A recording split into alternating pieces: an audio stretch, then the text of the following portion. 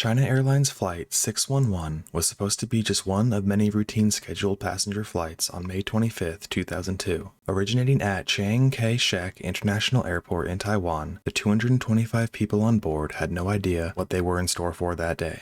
The flight scheduled for a 1-hour, 30-minute airtime crossing of the Taiwan Strait should have been fairly routine, as this route to Hong Kong is heavily trafficked and, for lack of a better term, fairly straightforward. But something happened just after takeoff, which resulted in the largest aviation disaster in Taiwan's history. Today we will tell the story of China Airlines Flight 611.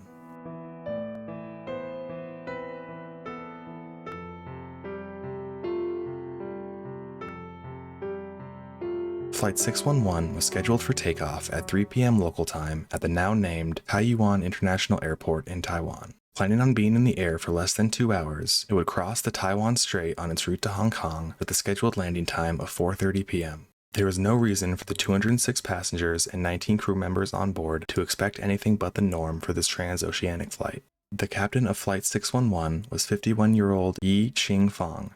His direct crew consisted of 52-year-old First Officer Xie Xiang and 54-year-old Flight Engineer Chao Kuo. All three pilots were highly experienced in the cockpit, with both pilots having over 10,000 hours of flying time and the Flight Engineer Chao having logged more than 19,000 flight hours. These three men had seen it all during their careers, and it would take a lot to put them in over their head. Flying in the exact model of Boeing 747 countless times before, the flight crew knew this route was well within the parameters of the aircraft. This exact aircraft was over 20 years old, having been delivered to China Airlines in 1979. This Boeing 747-200 was the only one of its kind in the airliner's fleet, and had logged over 64,000 flight hours.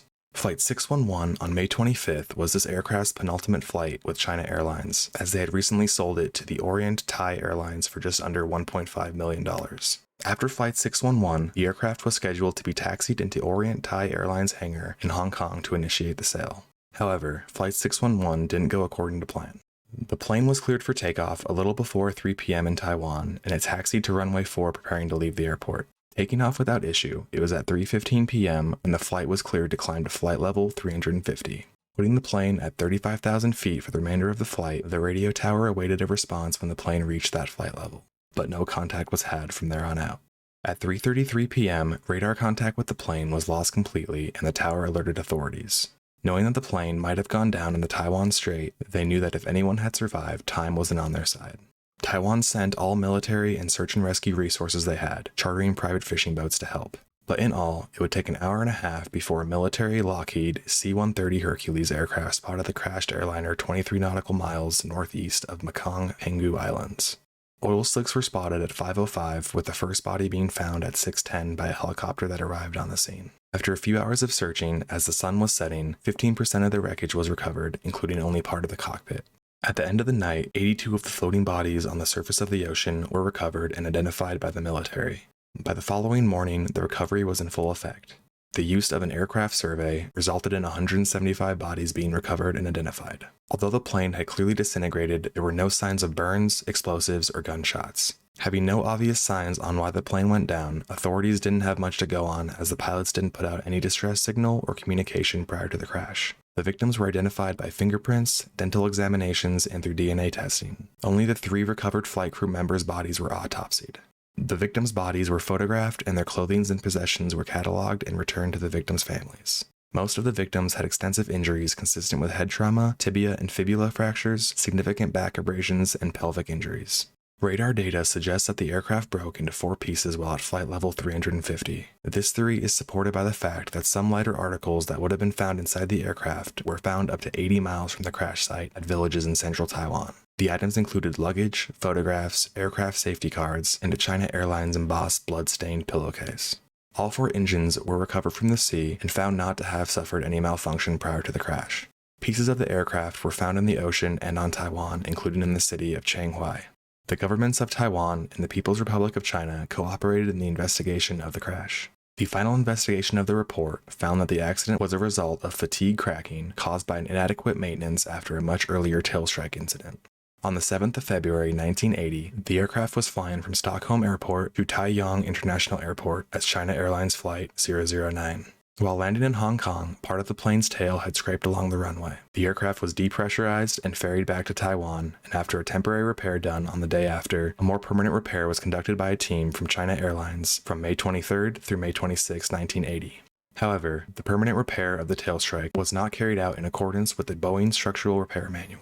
According to the SRM, repairs could be made by replacing the entire affected skin or by cutting out the damaged portion and installing a large reinforcing doubler plate to restore the structural strength. Rather than following the SRM, the China Airlines team installed a small doubler over the damaged skin, which wouldn't satisfy the long-term needs. Consequently, after repeated cycles of pressurization and depressurization during flights, cracks began to form around the not fully repaired section, and on the 25th of May 2002, coincidentally 22 years after the day the faulty repair was made on the damaged tail, the hole broke open in midair. An explosive decompression occurred once the crack opened up, causing the separation of the aircraft's fuselage at section 46, just behind the main wing section.